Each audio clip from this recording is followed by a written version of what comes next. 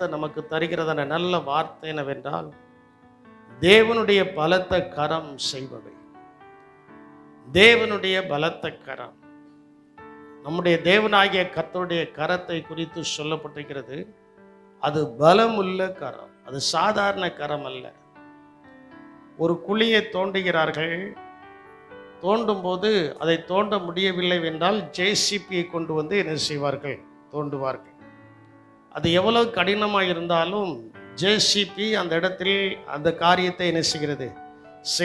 அதை காட்டிலையும் எத்தனையோ மடங்கு வல்லமை நிறைந்த கரம்தான் தேவனுடைய கரம். அதை நீங்கள் மறந்துடக்கூடாது. ஏன்னா நம்மளை ஆண்டவர் ஒவ்வொரு நாளும் அப்படிதான் மீட்டெடுக்கிறார் என்று வேதத்தில் சொல்லப்பட்டிருக்க சில வசனங்களை நான் வேகமாய் உங்களுக்கு சொல்லிவிட்டு செல்லலாம் என்று கர்த்தருக்குள் விசுவாசிக்கிறேன். நெகேமியா 1ஆம் அதிகாரம் 10வது வசனத்தில் நீங்கள் பார்க்கும்போது அங்கே சொல்லப்பட்டிருக்கிறது, தேவரீர் உமது மகா வல்லமையினாலும் உமது பலத்த கரத்தினாலும் மீட்டுக்கொண்ட உமது அடியாரும் உமது ஜனங்களும் இவர்கள் தானே. அப்போ அவருடைய ஜனமாகிய நம்மை குறித்து சொல்லப்பட்டிருக்கிறது. நம்மை ஆண்டவர் லகுவாக மீட்டு கொள்ளவில்லை, அவருடைய பலத்த கரத்தினால் நம்மை மீட்டு கொண்டார். சாத்தானுடைய அந்தகாரத்தில் இருந்து, சாத்தானுடைய சூழ்ச்சிகளில் இருந்து இன்னைக்கும் சிலர் சாத்தானுடைய சூழ்ச்சியில சிக்கி தான் இருக்கிறாங்க. அவர்களை ஆண்டவர் மீட்டெடுத்து பார்க்கிறார். தூக்கி விடுதார், மறுபடியும் கீழே விழுந்துறாங்க. தூக்கி விட மறுபடியும் கீழே விழ, தூக்கி விழ மறுபடியும் கீழே விழ. இது சிலருக்கு அனுபவமாக இருக்கிறது. ஆனால் தேவன் அவர்களை தூக்கி நிலைநாட்ட அவர் சித்தம் கொண்டிருக்கிறார். அல்லேலூயா. அந்த வசனத்தில் சொல்லப்பட்டிருக்கிறது, தேவரீர் உமது மகா வல்லமையினாலும் உமது பலத்த கரத்தினாலும் மீட்டு கொண்ட உமது அடியார் உமது ஜனங்களும் இவர்கள் தானே என்று சொல்லப்பட்ட விதத்தில் நான் இவ்விதமாய் வாசித்தேன், உமது அடியாரும் உமது ஜனங்களும் நாங்கள் தானே. ஆண்டவர் நம்மை என்ன செய்தார்? மீட்டு கொண்டார். தேவன் நம்மை மீட்டெடுத்திருக்கிறார். அவர் மட்டும் மீட்டெடுக்கலன்னா நம்ம இன்னைக்கு இந்த இடத்துல இவ்வளவு பொறுமையாய் உட்கார்ந்து கர்த்தரை ஆராதிப்போமா? முடியாது. அவர் நம்மை மீட்டெடுத்திருக்கிறார்.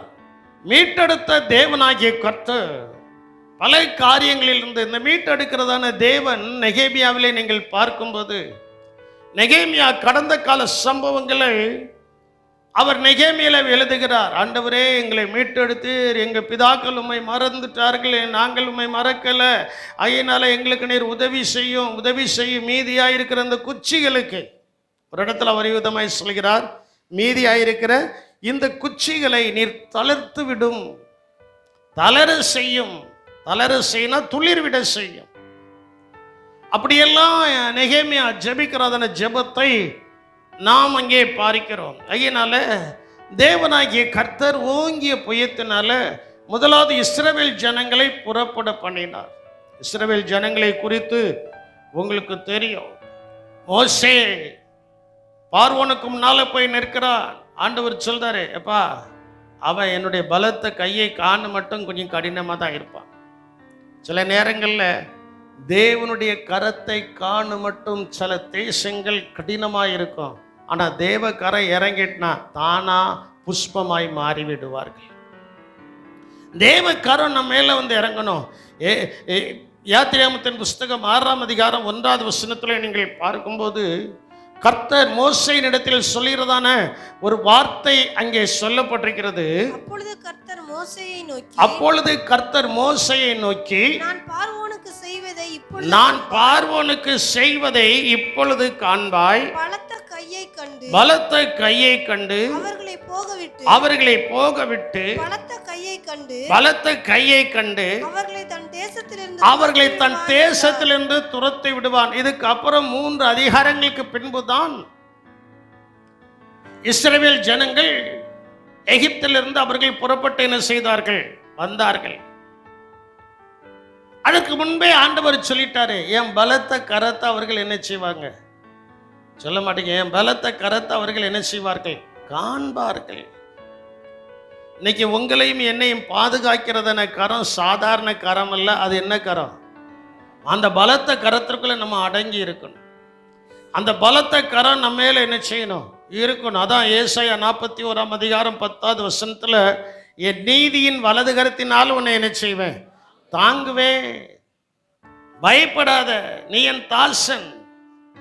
நான் உன்னை நீதியின் வலது கரத்தினால் உன்னை தாங்கும்படிக்கு என்னுடைய கரம் பலமாய் இருக்கிறது. அல்லேலூயா. பாருங்கள், ஒரு உதாரணத்தை சொல்றேனே. வேதத்தில் சொல்லப்பட்டிருக்கிறது, நம்மை அவர் அவருடைய உள்ளங்கையில் என்ன செஞ்சிருக்காரு? எத்தனை பேரை தான் உள்ளங்கையில் வரைஞ்சி வைக்க முடியும்? அவனுடைய கரம் எப்படிப்பட்ட கரங்கிறத கொஞ்சம் சிந்திச்சு பாருங்க. என் கையில் தாட்டு வச்சாலும் மிஞ்சி போனால் இந்த உள்ளங்கையில் ஒரு 500 1000 தாட்டு வைக்கலாமா? புள்ளியை வச்சா ஒரு 500 600 வைக்கலாமா? அல்லது 1000 வைக்கலாமா? 1000 வச்சுடுங்க. சரி, ஒரு 10,000 வச்சுடுங்களா? அதுக்கு மேலே கண்டிப்பாக வைக்க முடியாது. ஆனால் இன்னைக்கு ரட்சிக்கப்பட்டு ஸ்நானம் எடுத்த எல்லா பிள்ளைகளையும் தேவன் அவருடைய வலது கரத்தில் என்ன செய்திருக்கிறாரா? சொல்ல மாட்டேங்கிங்களே. எல்லாருடைய போட்டோ அங்கே இருக்கு.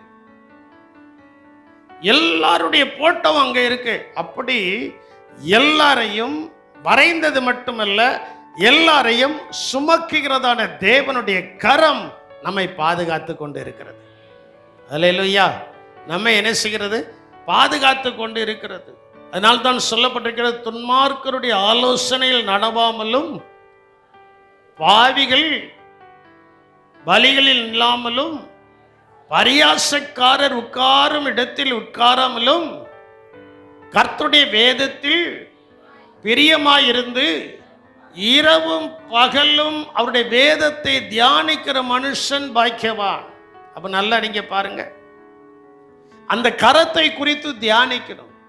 இயேசு ஏன் நம்மளை சுமக்கிறார்? அவருடைய பலத்த கரம் எதற்கு நம்மை நோக்கி வந்திருக்குதுன்னா, அப்படியே தூக்கி பரலோகத்தில் கொண்டு போய் வைக்க போறாரு. அல்லேலூயா. அப்படியே தூக்கி எங்க கொண்டு போய் வைக்க போறாரு? பரலோகத்தில் கொண்டு போய் வைக்க போறார். சில காரியங்கள் அந்த ஜேசிபி செய்கிறதான காரியத்தை நான் பார்த்துருக்கிறேன். அது தூக்கி அப்படியே அலாட்டா அங்கே கொண்டு போய் என்ன செஞ்சிடும்? வச்சிடும். அதே போல தேவ கரம் ஒரு பலன் நிறைந்த கரம். அந்த கரம் நம்மை அப்படியே தூக்கி பரலோகத்தில் கொண்டு போய் வைக்க போகிறது. அங்கே கர்த்தரை ஆராதிக்க போகிறோம்.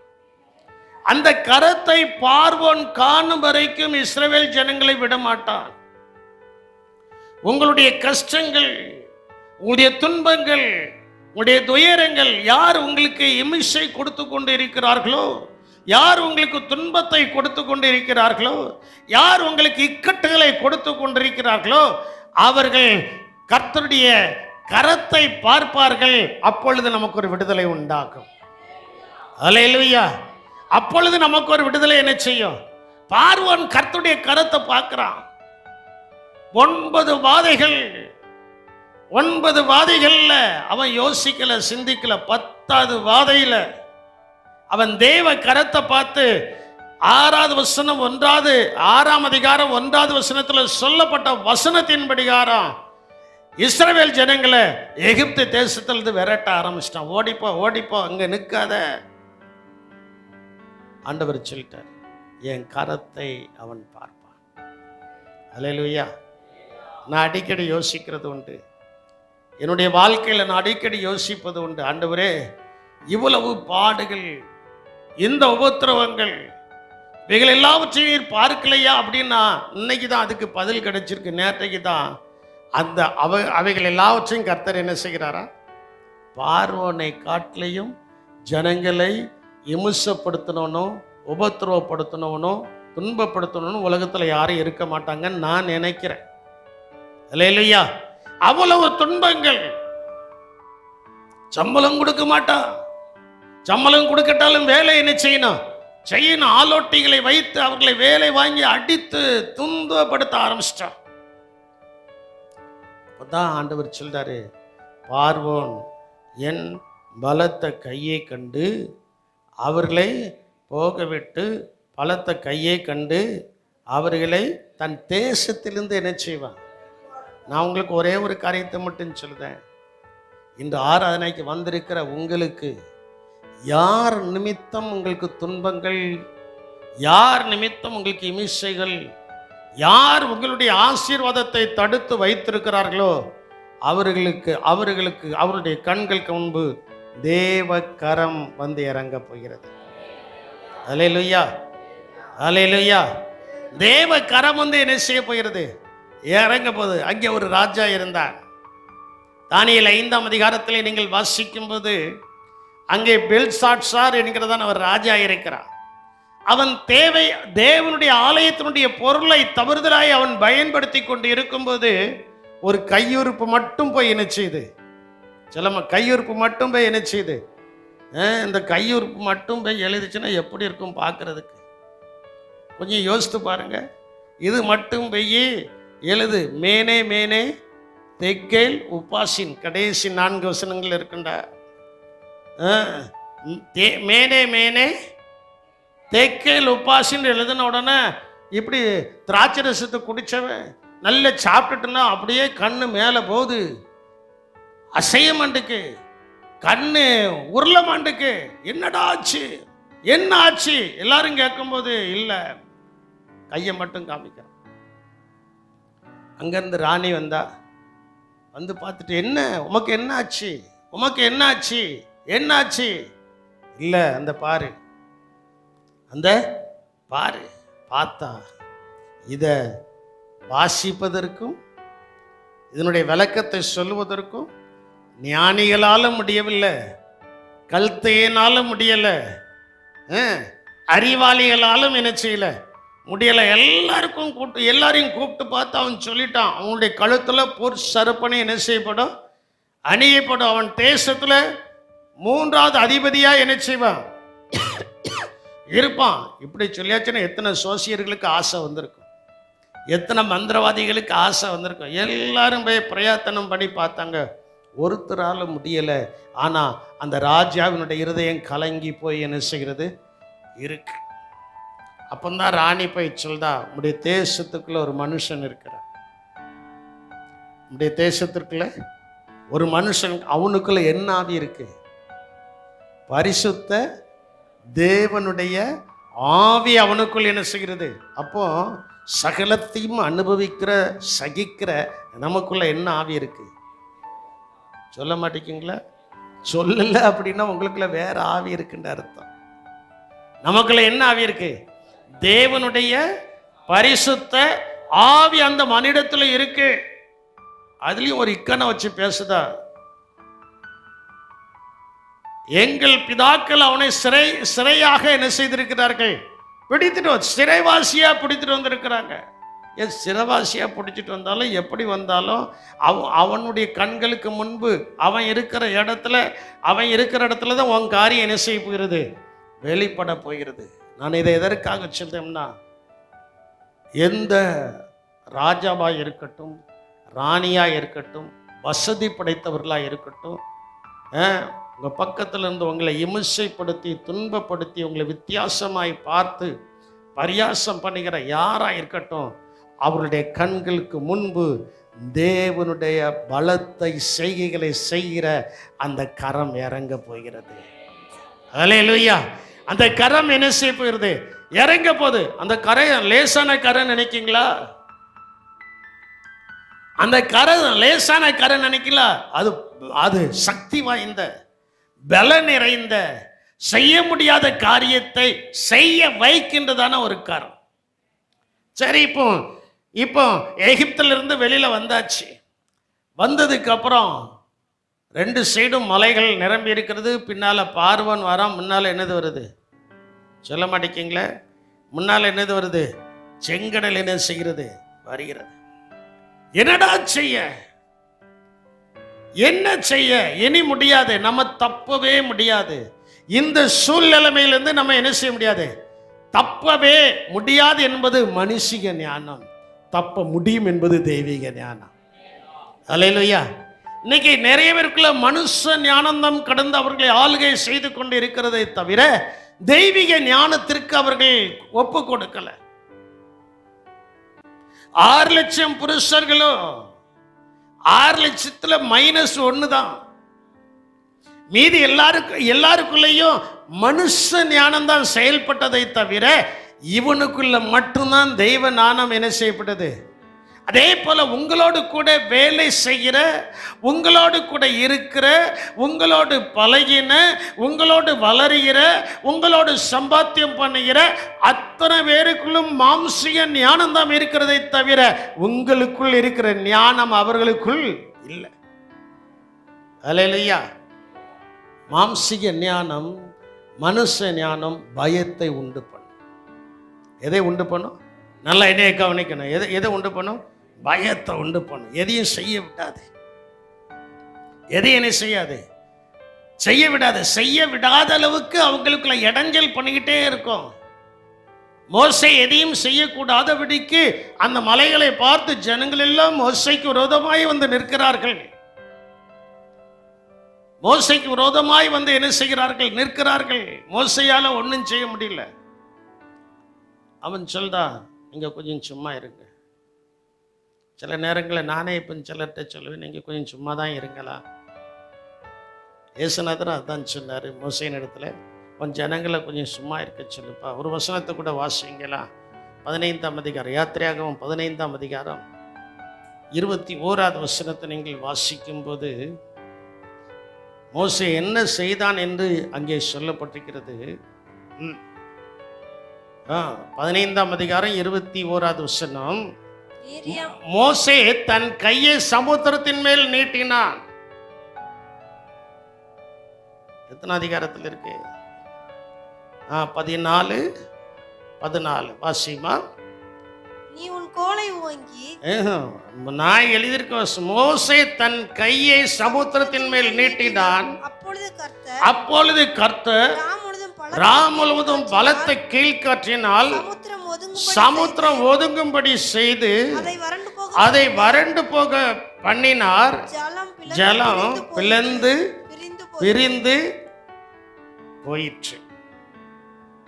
நல்ல நீங்க புரிஞ்சு பாருங்க. இது ஒரு சாதாரண ஒரு மனுஷன் செய்ய முடியுமா? உங்களுக்குள் இருக்கிற தேவனையும் தேவ கரத்தையும் குறித்து நீங்க எவ்வளவு உயர்ந்த எண்ணத்தில் இருக்கிறீர்களோ அந்த உயர்ந்த எண்ணம் உங்களை உருவாக்கும். அல்லேலூயா, அல்லேலூயா. தேவ கரம், அந்த தேவ கரத்தை குறித்து சொல்லப்பட்டிருக்கிறது. சமுத்திரத்துக்கு நேராக அவன் கையை தான் நீட்டினான். அவன் கையில இப்ப யாரு கரம் வந்து இறங்கியிருக்கு? சொல்ல மாட்டேங்கிங்களே. உங்க கையில தேவ கரம் இருக்கு.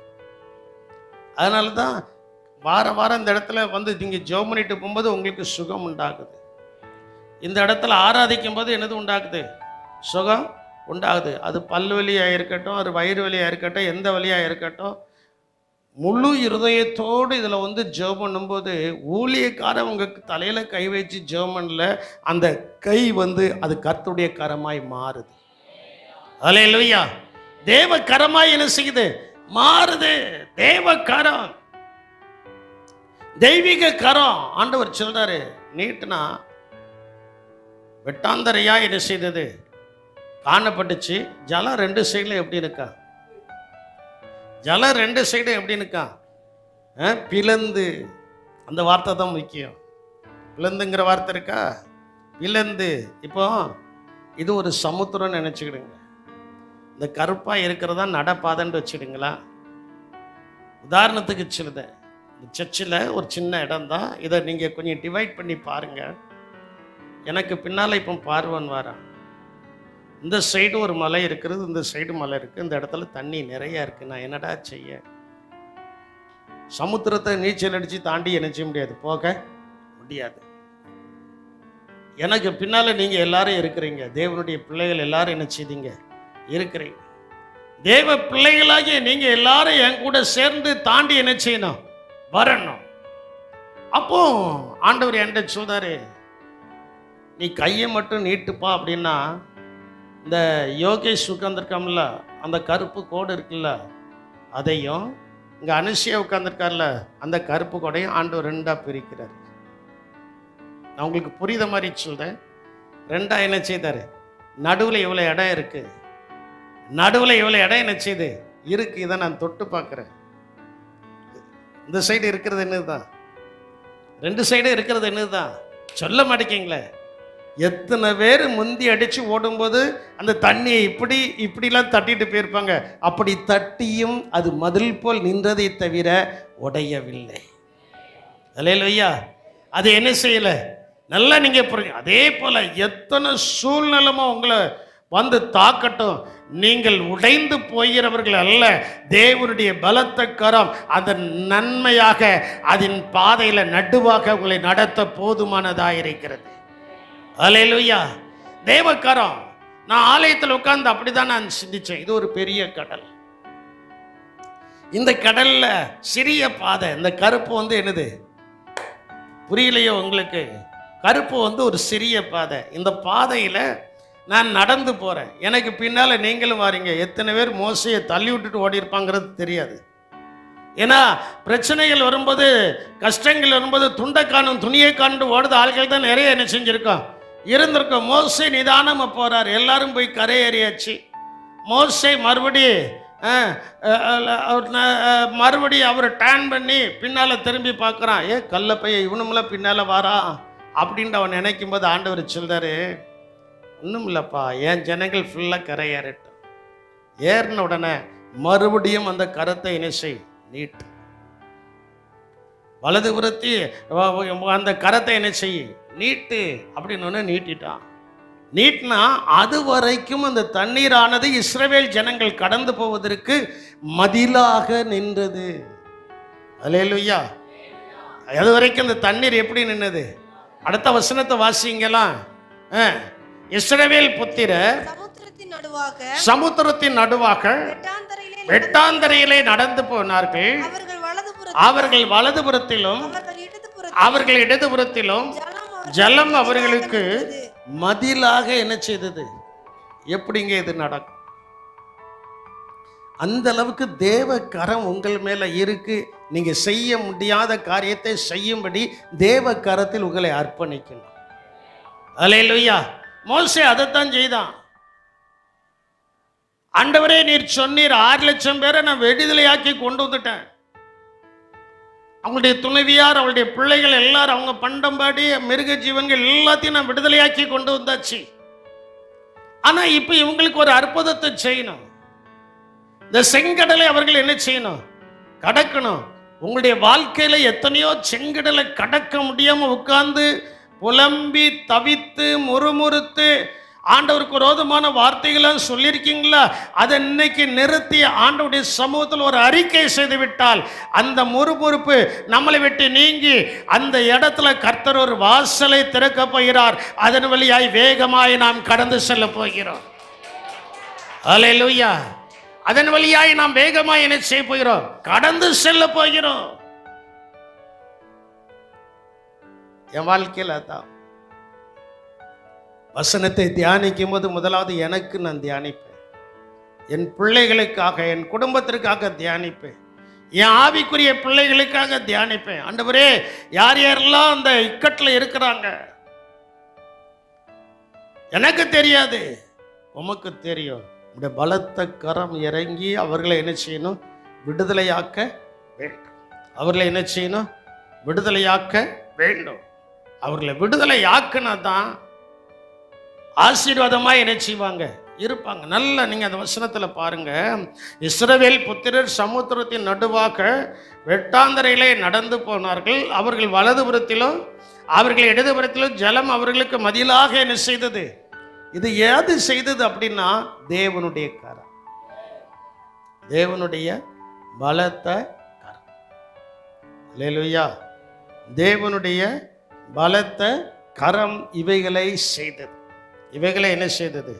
செய்து இந்த பலத்த கரம் தான் நமக்கு பரிசுத்தாவின் அபிஷேகத்தை கொடுக்கிறது. அந்த பலத்த கரத்துக்குள்ள வந்துட்டோம்னா 5 ஆசீர்வாதங்கள் இருக்கு. அது பின்னால நான் உங்களுக்கு சொல்ல போறேன். அந்த ஆசீர்வாதங்கள் பெறுவதற்கு முன்பு அந்த பலத்த கரத்தினுடைய அபிஷேகம் உங்கள் மேல, என் மேல வந்து இறங்கும். அபிஷேகம் இல்லை என்றால் தேவனுடைய ஆசீர்வாதம் இல்லை. வருமானம் ரொம்ப கொஞ்சம், ஆனால் அவங்கள பார்க்க வருமானம் குறைவுள்ளவர்களாய் அல்ல, வருமானம் நிறைவுள்ளவர்களாய் ஜீவிக்கிறார்கள் என்று சொன்னால் தேவனுடைய கரம் அவர்களை நடத்துகிறது. தேவனுடைய கரம் அவர்களை என்ன செய்கிறது? நடத்துகிறது. அனுபவ ரீதியாய் சில காரியங்கள் தேவன் அவர்களை நடத்துகிறார். அவர்களை நடத்துகிறதான தேவன் அவர்களை வெட்கப்படுத்த மாட்டார். சந்தர்ப்பங்கள் வரும்போது, சூழ்நிலைமைகள் வரும்போது வெட்கப்படுத்தாத தேவன் அவர்களை மகிமையாய் உயர்த்தி வைப்பார். அல்லேலூயா. இங்கே அந்த பெல்சாத்சார் என்கிறதான ராஜா உட்கார்ந்து இஸ்ரவேல் ஜனங்கள் எருசலேமில் தேவனுடைய ஆலயத்தில் கொண்டு வந்த பொருட்களை அவர்கள் தேவையில்லாமல் பாவம் நிறைந்த ஜனங்கள் அதை உபயோகப்படுத்தும் போது தான் அந்த கையுறுப்பு போய் என்ன செய்கிறது? நீங்க வீட்டில் போய் அந்த 5ஆம் அதிகாரத்தை வாசித்து பாருங்க. அந்த கையுறுப்பு என்ன செய்கிறது? எழுதுகிறது. அப்போ தேவனுடைய பலத்த கரம் நமக்கு அற்புதமும் செய்யும், தேவையில்லாத காரியத்தை செய்தால் எழுதியும் காமிக்கும். தேவனுடைய பலத்த கரம் என்ன செய்யும்? எழுதியும் காண்பிக்கும். யோவான் 8ஆம் அதிகாரத்தில் ஒரு காரியத்தில் கையும் மையுமாய் பிடித்து கொண்டு வந்து நிறுத்துதாங்க. கொண்டு வந்து என்ன செய்தாங்க? நிறுத்துறாங்க. அந்த இயேசுவின் கரம் ஒண்ணுமே சொல்லல. இயேசுவின் கரம் கீழே எழுதுகிறது. இயேசுவின் கரம் கீழே என்ன செய்கிறது? எழுதுகிறது. என்ன எழுதுகிறது? உங்களில் பாவம் இல்லாதவன் முதலாவது இவன் மேல் என்ன செய்யணும்? அவ்வளவுதான். இயேசுவின் கரம் அற்புதத்தையும் செய்யும். அதே நேரத்தில் தேவையில்லாத காரியத்தை நாம் செய்யும் போது இயேசுவின் கரம் சுட்டியும் காண்பிக்கும். அதை மறந்துடக்கூடாது. நான் என்ன செஞ்சாலும் ஏசப்பா எனக்கு இறங்குவாரு, எனக்கு எல்லாத்தையும் செய்வாருன்னா அது நல்லதில்லை. யோவான் 8ஆம் அதிகாரத்தில் அவர் கீழே குனிந்து எழுதிவிட்டு கடைசியாக அவர் சொல்கிறார், அம்மா உன் மேல தீர்ப்பு சொல்வதற்காக இத்தனை பேர் வந்திருந்தாங்களே, அவங்கெல்லாம் எங்கன்னு கேட்கும்போது எங்கே போனார்களோ தெரியாது. இயேசு சொல்கிறார், நீயும் போ, இனி என்ன செய்யாது. அவ்வளோதான். தேவ கரம் நம்மேலே வந்து இறங்க வேண்டும் என்றால், தேவ கரம் நம்மேலே வந்து இறங்க வேண்டும் என்றால், அற்புதங்களை செய்ய வேண்டும் என்றால் அங்கே எச்சரிக்கிறது. மேனே மேனே தெக்கில் உப்பாசின் என்று எச்சரிக்கிறது. அதுக்கு அங்கே விளக்கமும் சொல்லப்பட்டிருக்கிறது. மேனே மேனே தெக்கால் உப்பாசின்னா, நீ திராஸில் வச்சு நெருக்கப்பட்டாய், அதில் நீ குறைய என்ன செய்கிறாய்? காணப்பட்டாய். தேவ கரம் நம்மை ஆசீர்வதிக்கணும்னா, நம்மை பலப்படுத்தணும்னா, அந்த கரத்துக்கு முன்பு நாம் குறைவுள்ளவர்களாக என்ன செய்யக்கூடாது? இருக்கக்கூடாது. அந்த கரம் நம்மளை அபிஷேகம் பண்ணுகிறது. அந்த கரம் நம்மளை என்ன செய்கிறது? இந்த 21 நாள் ஜெபத்தில் 14 நாட்கள் ஜெபத்தில் கலந்தவங்களுக்கு தெரியும்.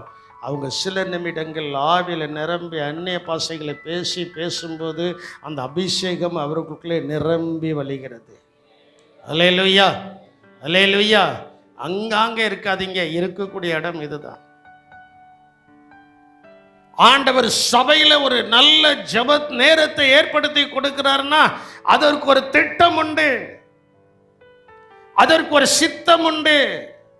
அந்த திட்டத்திற்குள்ள, அந்த சித்தத்துக்குள்ள நாம் வந்துவிட்டால் ஆண்டவர் அவருடைய கரத்தை அனுப்பி நீக்கக்கூடியதை நீக்கி நமக்கு ஒரு வாசலை கர்த்தர் திறப்பார். அல்லேலூயா. நமக்கு ஒரு வாசலை என்ன செய்வார்? திறப்பார். அவரால் ஆகாத காரியம், தேவனால் கூடாத காரியம் ஒன்றுமே இல்லை. நல்ல வாயினால் அறிக்கை செய்கிறோம். நான் கடந்த சில நாட்களாக சிலர் இடத்துல நான் சொல்லதுதான காரியம், வாயில விசுவாசம் கிரியையில் இருக்கிறதா? சிலர் இடத்துல என்கிட்ட நல்லா பழகினவங்க எதனாலும் விசுவாசமாக இருக்கணும், விசுவாசம். அது வாயில உன்னுடைய அனுபவத்தில் எது இருக்கிறதா? கிரியை இல்லாத விசுவாசம். ஆமா, எதனால நம்ம சொல்லுதோ அது நம்முடைய அனுபவமாக இருக்கிறதா? ரட்சிக்கப்பட்ட இத்தனை வருஷம் ஆச்சு, ஞானஸ்தானம் எடுத்து இத்தனை வருஷம் ஆச்சு, முந்தினோர் பிந்தினோராயும் பிந்தினோர் முந்தினராயும் என்ன செய்கிறார்கள்? நமக்கு அப்புறம் ரட்சிக்கப்பட்டு ஞானஸ்நானம் எடுத்தவங்க இன்னைக்கு வேகமாய் வளர ஆரம்பிக்கிறார்கள். நம்ம இருந்த நிலைமையில இருக்கிறோமே, அதைத்தான் ஆண்டவர் இன்னைக்கு எச்சரிக்கிறார். என் பரிசுத்தாவி உண்மையில் வந்து இறங்கும்போது, பரிசுத்தாவின் அபிஷேகம் நம்மேல் வந்து இறங்கும்போது, அக்கினி மயமான நாவுகள் பிரிக்கப்படும் போது 5 ஆசீர்வாதத்தை கர்த்தர் கொடுக்கிறார். அப்போஸ்தலர் 2ஆம் அதிகாரம் 2வது வசனம் முதல் 5ஆம் வசனம் வரைக்கும் நீங்கள் வாசிக்கும் போது அங்கே சொல்லப்பட்டு அவர்கள் எல்லாரும் ஒருமனப்பட்டு ஓரிடத்துல என்ன செய்தார்களா? அப்போ தேவ கரம், தேவனுடைய பலத்த கரம் எங்கே அற்புதங்களை அடையாளங்களை செய்யும்னா இந்த இடத்துல கூடியிருக்கிற நமக்குள்ள ஒரு மனம் காணப்படும் போது. அல்லேலூயா. பல மனங்கள் காணப்படக்கூடாது, ஒரு மனம். நான் அடிக்கடி சொல்வேன், தகப்பன் சொல்லிவிட்டார், அதுக்கு கீழ்ப்படிஞ்சுதான். எப்படி? என் கொள்கை அது. உங்க வீட்டில் உங்க அப்பா அம்மா சொல்லிட்டா நீங்க உடனே என்ன செய்யணும்? கீழ்ப்படிஞ்சா உங்களுக்கு ஆசீர்வாதம். கீழ்ப்படியலன்னா எப்படி? என்னாச்சு முத்து? உங்க 3 பிள்ளைகள் இருக்கு. 3 பிள்ளைகளுக்கு நீங்க ஏதாவது ஒன்று சொன்னா அந்த பிள்ளைகள் கீழ்ப்படிஞ்சாதான் ஆசீர்வாதம். அதே போல ஆண்டவர் இந்த சபையில என்னை உங்களுக்கு ஒரு தகப்பனாக வைத்திருக்கிறார் என்று சொன்னால் அந்த தகப்பன் சொல்கிற வார்த்தைக்கு என்ன செய்யணும்? கீழ்ப்படி, நல்லா ஜெபிக்கணும். அதைத்தான் நான் உங்களுக்கு நான் சொல்றேன். இந்த கடைசி நாட்கள்ல ஜெப ஜீவியம் தானியேலுக்குள்ள அந்த கருகலானவைகளை வெளிப்படுத்தவும் மறைவானவைகளை வெளிப்படுத்தவும் அவனுக்குள்ள கிரியை செய்தது என்னன்னா அவனுடைய ஜெபம். அவனுடைய வாழ்க்கையில என்ன வந்தாலும் சரி, சிங்கத்தின் கெபிகளை பார்க்கலுமா உங்களுக்கு ஒரு சோதனை வந்துச்சு? அக்கினியை பார்க்கலுமா உங்களுக்கு ஒரு சோதனை வந்துட்டு? சாத்ராக் மேஷாக் ஆபேத்நேகோ அவர்கள் அக்கினிக்கு முன்னாலே போய் நிற்கிறார்கள். முன்னாலே போய் நிற்கிறார்கள். ராஜா சொல்கிறான், ராஜாவுக்கு மூக்குல கோபம், மூக்குல வந்து இறங்கிட்டு அவன் சொல்லுதான், ஏய் இன்னும் 7 மடங்கு சூடாக்கு. ராஜாவே, நீர் 7 அல்ல 70 மடங்கு சூடாக்கினாலும் நீர் நிறுத்தின பொருட்சிலையே நாங்கள் என்ன செய்ய மாட்டோம்? வணங்க மாட்டோம். தூக்கடா, போடுடா. போட்டான். அங்க உள்ள இருந்து பாடல் பாட ஆரம்பிச்சிட்டாங்க. உம்மலாகாத காரி ஒன்றுமில்லை, உம்மலாகாத காரியம் ஒன்றுமில்லை, எல்லாமே உம்மாலாகும். அல்லேலூயா. எல்லாமே உம்மாலாகும். ஆகும், எல்லாமாகும். உம்மாலேதான் எல்லாமாகும். ஆகும், எல்லாமாகும். உம்மாலேதான் எல்லாமாகும். என்னுள்ள தேவன் பால் பொங்கி வலியுதே, நேசனை ரட்சித்தாதால் நாடி பாடுவே. எவரும் அறியாரே என் உள்ளம் பொங்குதே, என் உள்ளம் பொங்கி பொங்கி பொங்கி பொங்கி வலியுதே. பாருங்க, அவங்க சூழ்நிலைமையை பாருங்க. அவங்களுக்கு நல்லா தெரியும் என் மேல் தேவ கரம் இருக்கிறது. இன்னைக்கு விசுவாசிகளாகிய தேவனுடைய பிள்ளைகளாகிய நீங்களும் நானும் நன்றாய் அறிந்து கொள்ளக்கூடியதான ஒரு காரியம் என்னவென்றால் என் மேல் தேவனுடைய கரம் இருக்கிறது. அல்லேலூயா. தூக்கி போட்டா அவங்க நல்ல பாடலை பாடினாங்க. கொஞ்ச நேரத்தில் ராஜா உத்து பார்க்குறான், 3 பேரை தான்பா போட்டோம், 4 பேர் என்ன செய்தாங்க? அதனுடைய அர்த்தம் என்ன தெரியுமா? அக்கினியை போன்று ஏதாவது சூழ்ச்சிகள் உங்கள் மேல் செய்யப்பட்டிருக்கும்னா அந்த சூழ்ச்சிகளின் நடுவில் 4வது நபராகிய இயேசு உங்களோடு கூட உலாவி கொண்டு இருக்கிறார். விசுவாசிக்கிறவர்கள் நல்ல கரங்களை கொட்டி கர்த்தரை மகிமைப்படுத்துங்கள். அந்த 4வது நபராகிய இயேசு உங்களோடு கூட என்ன செய்கிறாரு? அந்த சூழ்ச்சிகள் ஒன்றும் என்ன செய்யாது, அணுகாது. அது தொடர்ந்து நீங்க வாசிக்கும் போது அவனுக்கு விரோதமாய் எழும்பினதான அவர்களை அந்த அக்கினி பக்கத்தில் கொண்டு போகும்போதே என்ன செஞ்சிட்டாங்களா? ஆமா, நமக்கு வந்த சோதனை, நமக்கு வந்த இக்கட்டு, நமக்கு வந்த நிந்த, நமக்கு வந்த இமசைகள் மற்றவர்களுக்கு வந்து நிற்க முடியாது. நாம் நிற்கிறோம் என்று சொன்னால் அது தேவனுடைய சுத்த கிருபை. அந்த கிருபையின் கரம், தேவனுடைய கரம் நம்ம மேல என்ன செய்கிறது? இருக்கிறது. தேவனுடைய கரம் என்ன செய்கிறது? சிங்கம் தானே. ஒரு பள்ளிக்கே பயந்து ஓடுத ஆட்கள் நிறைய இருக்கு. ஒரு கரப்பாம்பூச்சிக்கே பயந்து ஓடுத ஆட்கள் நிறைய என்ன செய்யுது இருக்கு. எல்லாம் பயந்து ஓடுத ஆட்கள் நிறைய இருக்கு. சிங்கத்துக்கு முன்னால தானியேல் போய் நிற்கிறான். தானியேல் போய் நிற்கிறான். சிங்கம் தானே. தானியேல் ஜெபத்தை விடல. ஜெபத்தை என்ன செய்யல? அவன் எப்பொழுதும் போல கிழக்கை நோக்கி, எருசலேமை நோக்கி 3 வேளையும் அவன் என்ன செய்தான்? ஜெபித்தான். ஜெபித்த அவன் மேல தேவ கரம் பாதுகாப்பா இருக்கு. கூட்டிட்டு போயிட்டாங்க. நாகசுரம் வாசிப்போம். நீ என்ன நாகசுரம் வாசிக்க போற? செத்த இடத்துலையும் அதான் வாசிக்கிற, சடங்கு வீட்லையும் அதான் வாசிக்கிற, கல்யாண வீட்லையும் அதான் என்ன செய்த. வேற சுரம் ஒன்றை இல்லையே. இப்பவும் அந்த சுரத்தை தான் என்ன செய்ய போற? வாசிக்க போற. உனக்கு வித்தியாசமா சுரங்கள் வாசிக்க என்ன செய்யாது? தெரியாது. வாசி. வாஸ்தா ஒன்றும் பண்ணல, போப்பா. ஆனால் யாருக்கு தூக்கம் வரல? அவங்களுக்கு ஒன்று மட்டும் சொல்றேன், தேவ கரம் உங்கள் மேல, பலத்த தேவனுடைய கரம். அந்த நாம் 1வது வசனத்தில் வாசித்தோம், அது கடைசியாக வாசித்து தான் முடிக்க போகிறோம். அந்த பலத்த தேவனுடைய கரம் நம்மேல் இருக்கிறபடியினால் நமக்கு நல்ல தூக்கம் வரும்.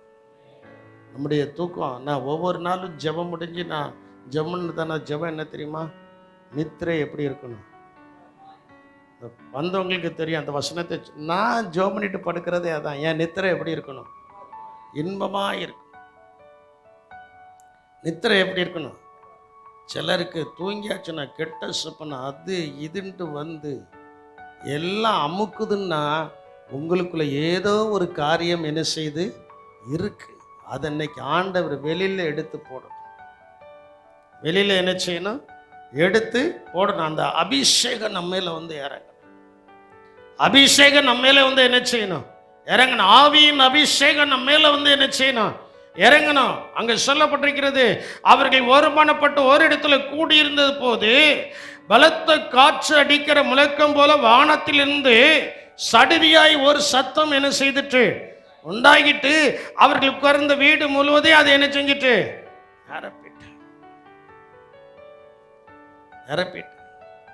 நிரப்பினது மட்டுமல்ல, அவருடைய நாவுகள் அக்கினிமயமான நாவுகளால் போல பிரிந்திருக்கும் நாவுகள் அவர்களுக்கு என்ன செய்துச்சு? அவர்கள் ஒவ்வொரு மேலும் வந்து என்ன செய்தது? அமர்ந்தது. 4வது வசனத்தில் சொல்லப்பட்டிருக்கிறது. வாசியமா அந்த 4வது வசனத்தை. அவர்கள் எல்லாரும் பரிசுத்த ஆவியினாலே நிரப்பப்பட்டு ஆவியானவர் தங்களுக்கு தந்தளின வரத்தின்படியே வெவ்வேறு பாஷைகளிலே பேசத் தொடங்கினார்கள். ஆமென், அல்லேலூயா. அப்போ தேவக்காரம், தேவனுடைய பலத்த கரம் நம்ம மேல வந்து இறங்கிட்டுன்னா தானா பரலோக பாஷையை பேச ஆரம்பிச்சிருவோம். அல்லேலூயா. யாரும் பக்கத்தில் வந்து நீ ஆவியில் நிரம்பி ஜெபம்னு கர்த்தர் உனக்கு அந்த பாஷையை தந்த யாரும் சொல்ல வேண்டியதில்லை. தானா. நான் எப்பொழுதுமே சொல்லுவேன், தானா பழுக்கிற பழம் தான் எப்படி இருக்கும்? எப்படி இருக்கும்? ருசியாக இருக்கும். தானா பழுக்கணும். தள்ளி தள்ளி பழுப்பது பழம் அல்ல.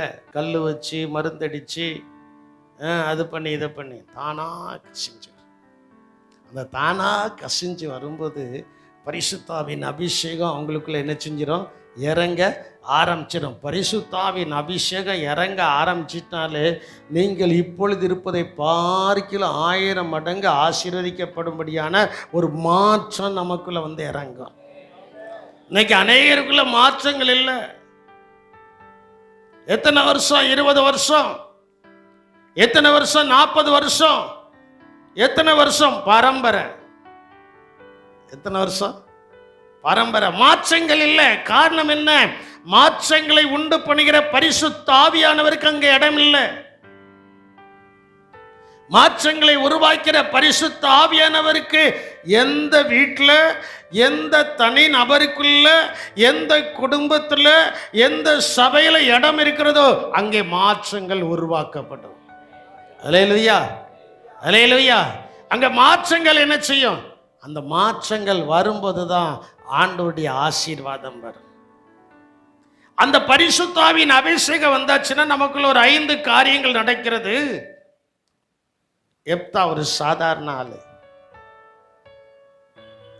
எப்தா ஒரு சாதாரண ஆளு. வேறு ஒரு, இன்னும் சொல்ல போனா ஒரு வேலைக்காரியினுடைய மகன். அவனை இப்போ கீலியாத்தியனான அந்த எப்தாவை குறித்து சொல்லப்பட்டிருக்கிறது. நியாயாதிபதிகள் 11ஆம் அதிகாரம் 1வது வசனத்துல எப்தா பலத்த பராக்கிரமசாலியா என்ன செய்தான்? இருந்தான். காரணம் என்ன தெரியுமா? அவனை எல்லாரும் வெறுத்துட்டாங்க.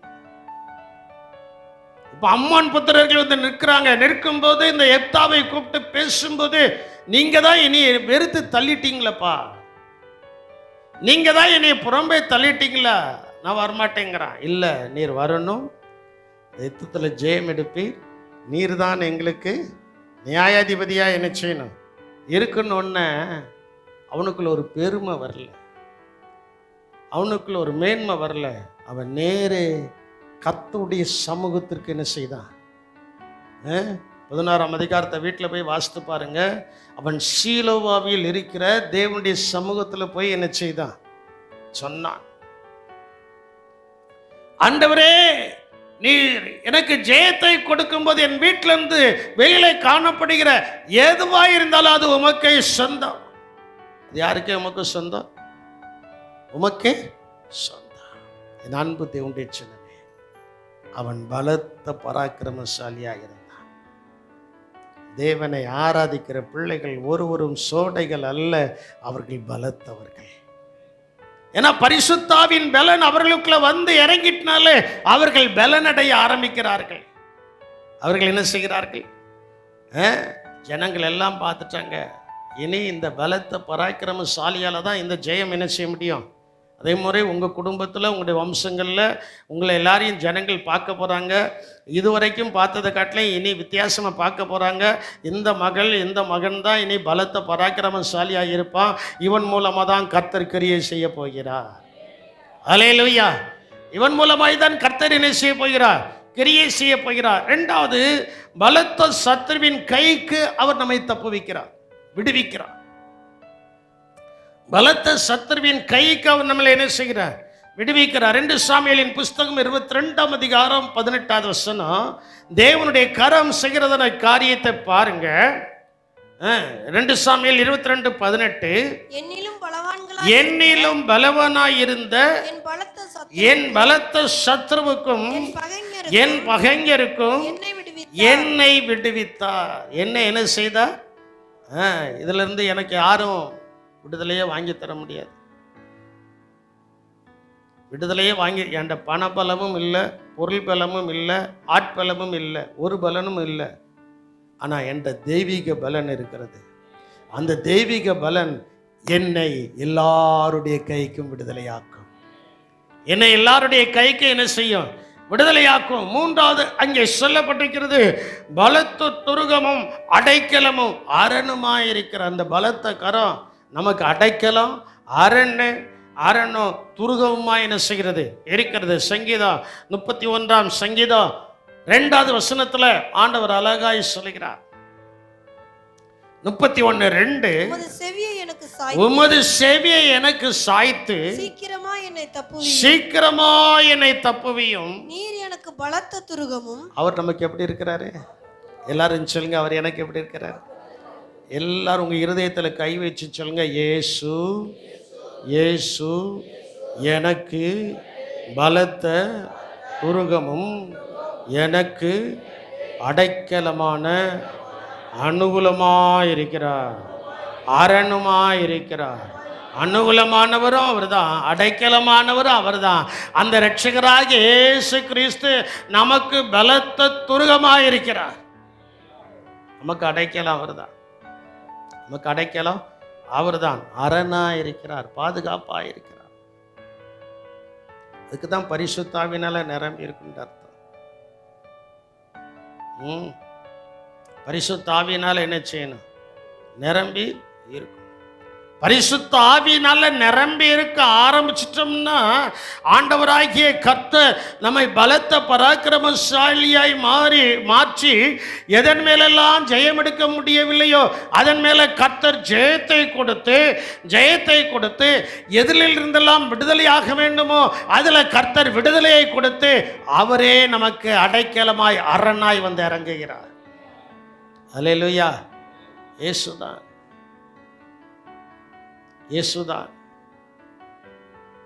வார்த்தைகளும் முன்ன பின்ன தெரியாது. முன்ன பின்ன தெரியாத இடத்துக்கு வர வேண்டியதான சூழ்நிலைமை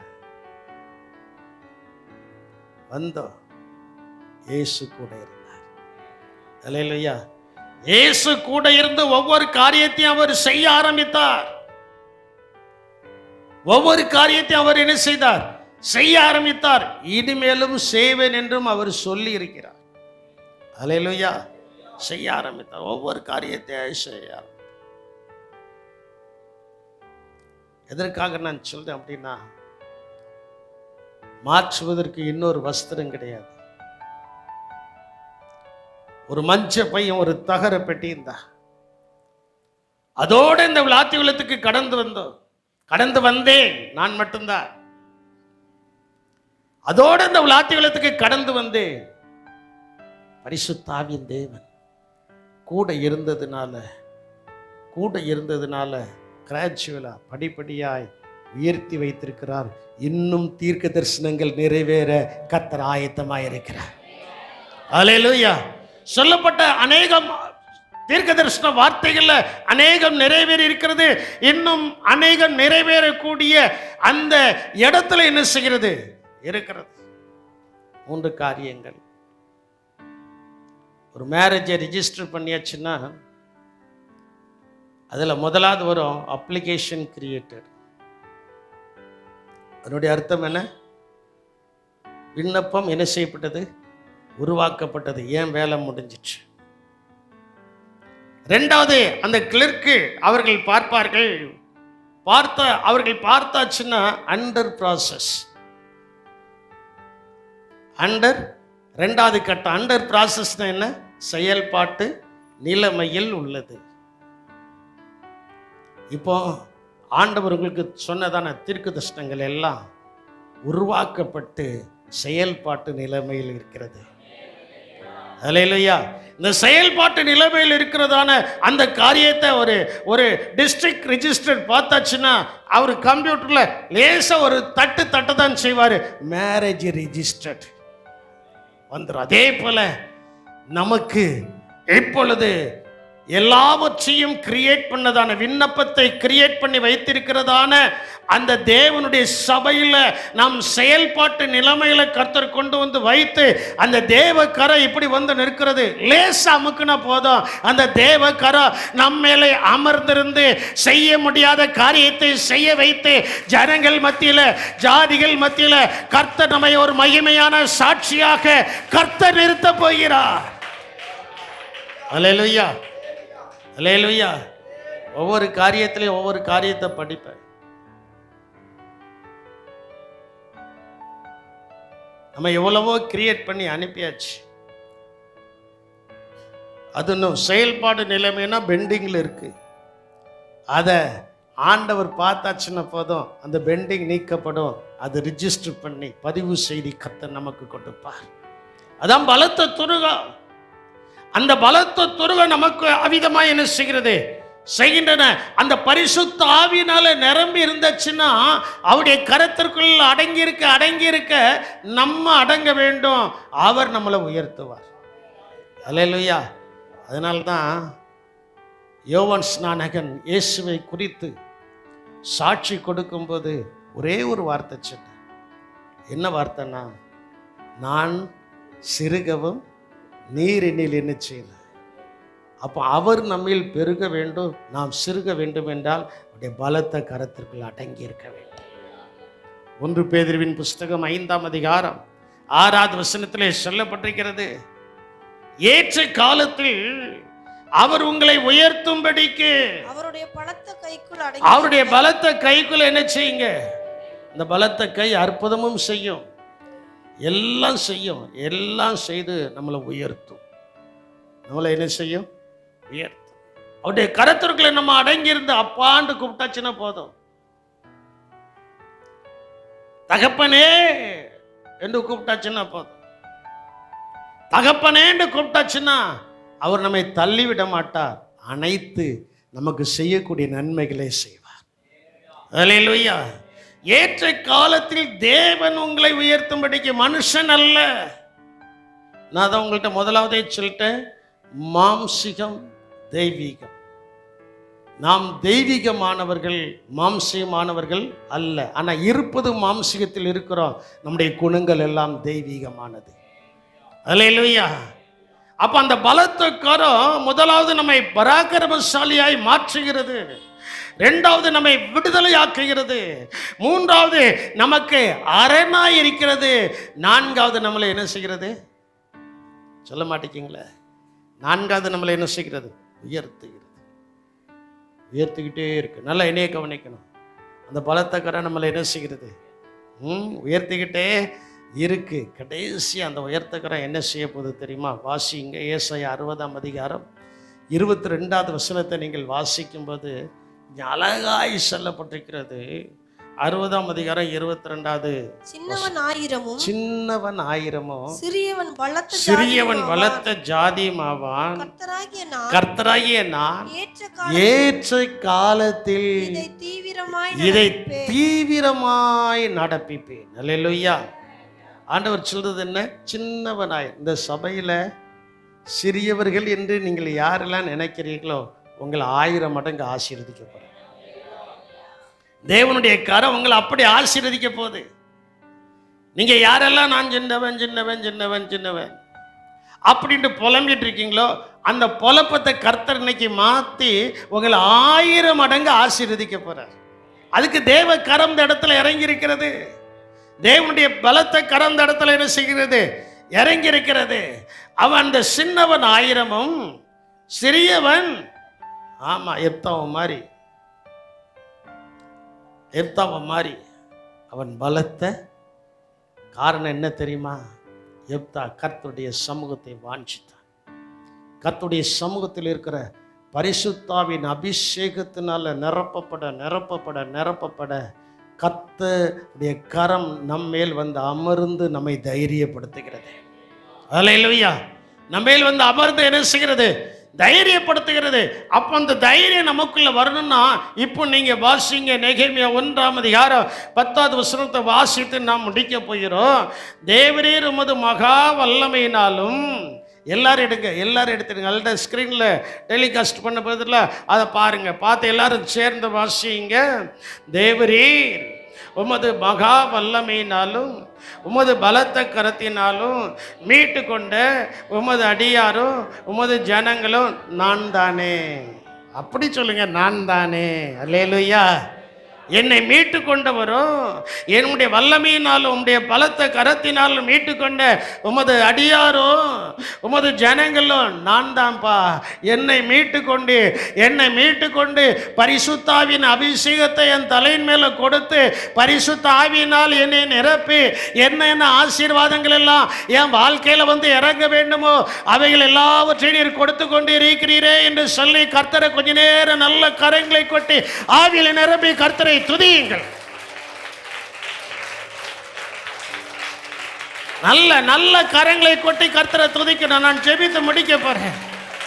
அந்த பரிசுத்தாவின் அபிஷேகம் தான் பரிசுத்த ஆவியானுடைய நிறைவுதான் உங்களை அவருடைய பிள்ளைகளாக மாற்றி, நம்மை அவருடைய பிள்ளைகளாக மாற்றி, என்னை அவருடைய பிள்ளைகளாக மாற்றி, படிப்படியாக ஆவியான தேவன் பராக்கிரமசாலியாய் மாற்றி விடுதலையை கொடுத்து அரணாய் இருந்து உயர்த்தி, அந்த உயர்வு 1000 10,000 நம்முடைய வாழ்க்கையில வந்து இறங்கும்படியாக பரிசுத்த ஆவியின் தேவன் இப்பொழுது அநேகரை பரிசுத்த ஆவியின் அபிஷேகத்தினால அவர் நிரப்பிக் கொண்டிருக்கிறார்.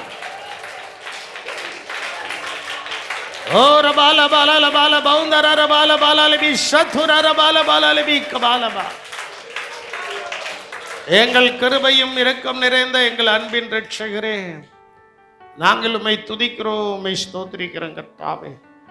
உம்முடைய கரத்தின் பலத்தை செய்கைகளை நாங்கள் அறிந்து கொள்ள, அந்த செய்கையினால் எங்களுக்கு வருகிற ஆசீர்வாதத்தை அறிந்து கொள்ள, திக்குமுக்கு அடித்து ஆண்டவரை இம்மிசைக்குள்ளாக்கி, உபத்திரத்துக்குள்ளாகி, துன்பத்துக்குள்ளாகி, எனக்கு இந்த காரியங்களிலிருந்து ஒரு விடுதலை இல்லையோ, இந்த பலமான காரியத்திலிருந்து எனக்கு விடுதலை இல்லையோ, இந்த காரியத்தை காட்டிலும் பலமானவர் இருக்காரோ இல்லையோ என்கிற சந்தேகம்லாம் யாருடைய உள்ளத்தில் எழுப்பினதோ அவருடைய உள்ளங்கள்ல கர்த்தர் பேசி நம்முடைய பலத்த கரத்தின் செய்கைகளை வெளிப்படுத்தி தம்முடைய பிள்ளைகளை பராக்கிரமசாலியாய் மாற்றி விடுவிக்கக்கூடிய காரியங்களில் விடுதலை ஆக்கி அவர்களுக்கு அரணாயிருந்து, எங்களுக்கு நீர் அரணாயிருந்து எங்களை உயர்த்தி, ஆண்டவரே ஜனங்கள் மத்தியில் நாங்கள் சிறியவர்கள் தான், சின்னவன் தான்,